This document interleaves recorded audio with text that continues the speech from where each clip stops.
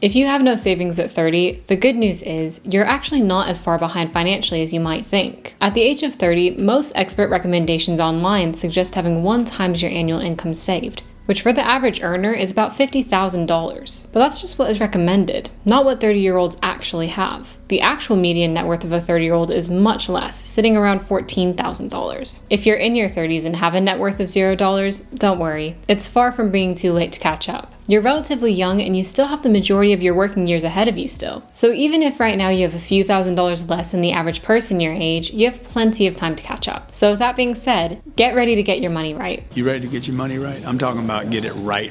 You know, like you got money coming in from this business and a second business over here and a third business. But for real, I can't promise you that you're going to have money coming in from 3 different businesses. Bing, bing, bing, bing, bing. But if you just follow the steps I've laid out for you, I can pretty much guarantee that you'll not only catch up, but you'll also get ahead of 90% of the people your age financially within the next 10 years. So starting off, the first thing you need to do is calculate what your income and expenses currently are on a monthly basis by creating a budget. If you have no savings right now, it's probably because, well, you're not saving anything. I know that's common sense, but personal finance really is mostly common sense. Yet most people still don't follow any of the principles, so I'm going to talk about it still. The purpose of tracking your income and expenses is to find out how much money you're currently able to save. And when you have that worked out, you can start to make moves to save more and more money every month. Calculating what your income is usually pretty simple, but calculating your monthly expenses typically is a lot harder than you might think. It's easy to account for the basic expenses that most of us have, like rent, car insurance, gas, groceries, and phone plans. But what I found is that people tend to forget about the expenses that don't happen on a regular basis. I found that the best way to account for these types of expenses is by going through the last 3 months of your bank statements and writing down a list of all the types of expenses you have had over this time. I don't find budgeting particularly fun, but it keeps me accountable and honest, because if I didn't have a budget, I'm pretty sure I would just convince myself that I'm more frugal than I actually am. Luckily, the budget doesn't lie, so I can't lie to myself about my spending habits. As far as what tool you can use to create your budget, I recommend using Mint.com.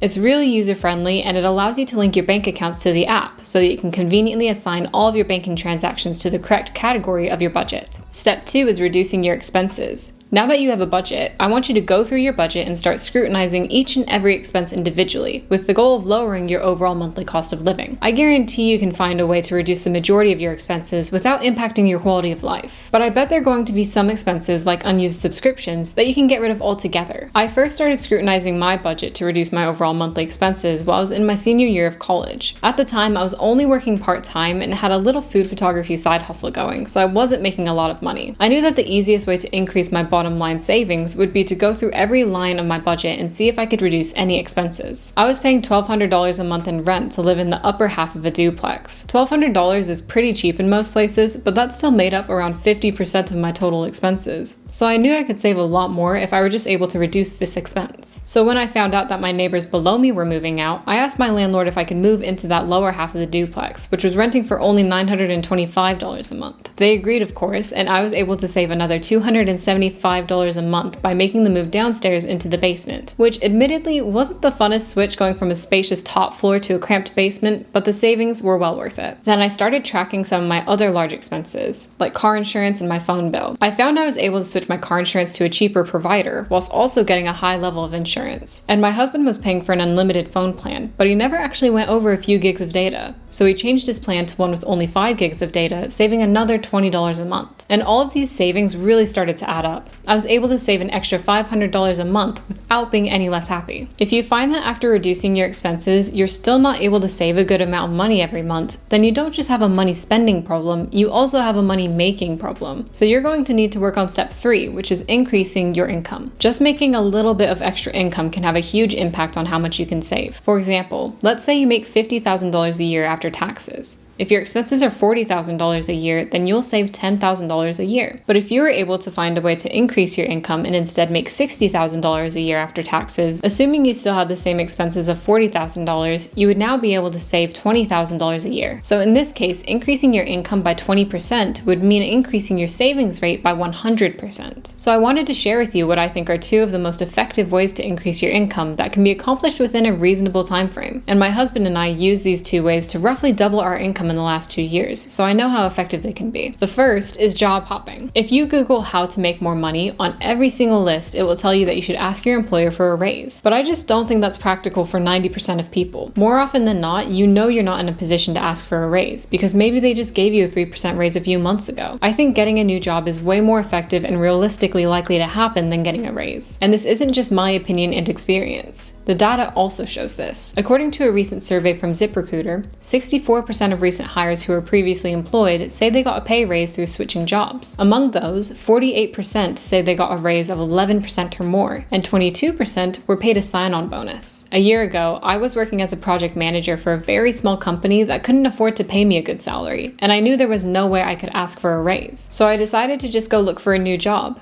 And within a month, I was able to get a job that paid nearly double what I was making when I was working for the small company. My husband also changed jobs around the same time, and from both of us job hopping, we were able to go from making $105,000 a year to $170,000 a year. And not only did our jobs pay more, but the jobs themselves were way more enjoyable. So it was a win-win for us. Job hopping, I highly recommend it. The second idea I have to increase your income is starting a side hustle. This is just a way to add additional income sources to supplement your income you make from your job. An example of a side hustle I'm doing right now is this YouTube channel of mine that you're watching right now, which is currently making me around $2,000 to $3,000 a month. I think the key with side hustles is that you just have to try a lot of different things. Most of them won't work, but eventually you'll find one that does, and then you can run with it. Some side hustles I've done in the past have been food photography, where companies would pay me to take nice looking photos of their food, and also another YouTube channel where I talk about houseplants. And whilst I wouldn't call these side hustles of mine failures, because I learned some good skills in the process and made decent money doing them, I did, however, figure out that they weren't really scalable. The food photography business was capped at how much time I had to do each individual shoot. It really was like getting a second job. And the YouTube channel I had talking about houseplants wasn't very scalable because the houseplant niche on YouTube is pretty niche, so there wasn't a wide audience I could reach. And houseplant YouTube channels also have a low CPM, so I wasn't getting paid much for the views I was getting. But eventually I started this channel, and even though it's in its early stages still, I think there's a lot of potential here. And I'm really enjoying making these videos for you guys. So if you want to support this side hustle of mine, then feel free to give this video a like and subscribe to the channel for more of this type of content. Overall, I really recommend making the investment and spending the time working on some side hustles while you're young, so that you can build your income, reach your financial goals sooner, and even potentially find something that turns into a whole career for you in the future. Okay, now moving on to step 4, which is investing. After completing steps 1 through 3, you're now able to actually save money so that you can start investing your savings to multiply your money. And this is going to be the way that you catch up and overtake most people financially. I would recommend trying to invest as much as you can comfortably. Aim for about 15% of your pre-tax income. A great way to start investing is by investing into a Roth IRA. This is a retirement account in which you can contribute up to $6,000 annually. You can open up a Roth IRA at a bank or brokerage and select what you want to invest in, such as mutual funds, stocks, bonds, and ETFs. I would suggest that you pick a broad stock market index fund ETF to put your savings into, since this will give you great diversification over hundreds of the highest quality stocks. A Roth IRA is a great long-term investment because your contributions grow tax-free, and you can also withdraw your money from your account tax-free when you're over the age of 59 and a half. And as is the case with all investing, the longer the time frame you invest, the better. So this is why it's one of the best investments to make in your 30s, because you're still young enough to take advantage of compound interest. And the power of investing is so much greater than if you were to just simply keep your money in the bank. Since this video is about no savings at age 30, let's assume you start investing at 30 years old with $0. If you make an average income of $50,000 a year and invest 15% of your pre-tax income, which works out to be $625 a month, assuming you receive an average annual stock market return of 10%, then by the time you retire at 65, you would have over $2 million.